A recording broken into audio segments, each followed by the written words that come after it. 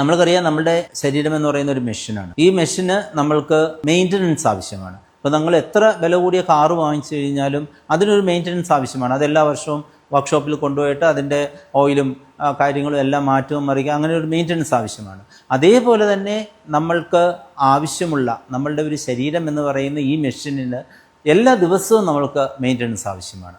ഈ മെയിൻ്റനൻസ് ആണ് physical activity എന്ന് പറയുന്നത്. ഒരു അരമണിക്കൂർ, 3/4 മണിക്കൂർ അല്ലെങ്കിൽ 1 മണിക്കൂർ നമ്മൾ വെറുതെ നിരപ്പായ സ്ഥലത്തൂടെ നടന്നാൽ മതി, അതൊരു ആക്ടിവിറ്റി ആവും. ഒട്ടും ഫിസിക്കൽ ആക്ടിവിറ്റി ഇല്ലാതെ നമ്മൾക്ക് ആവശ്യത്തിലും കൂടുതലുള്ള ഫുഡ് നമ്മളുടെ ശരീരത്തിലേക്ക് ചെന്ന് കഴിയുമ്പോഴാണ് നമ്മൾക്ക് പതുക്കെ ആയിട്ട് നമ്മുടെ എക്സ്ട്രാ ഫാറ്റ് അടിയുകയും അതുകൊണ്ട് ഉണ്ടാകുന്ന രോഗങ്ങൾ കൂടുകയും ചെയ്യുന്നു. നമ്മളൊരു 20 വർഷം മുമ്പ് എടുക്കുകയാണെങ്കിൽ നിങ്ങളൊരു ഗൂഗിളിൽ സെർച്ച് ചെയ്ത് കഴിഞ്ഞാൽ കാണാം, അമിതവണ്ണം കൊണ്ടുണ്ടാകുന്ന രോഗങ്ങൾ WHO ഡിക്ലെയർ ചെയ്യുന്ന ഏകദേശം 60 എണ്ണമായിരുന്നു.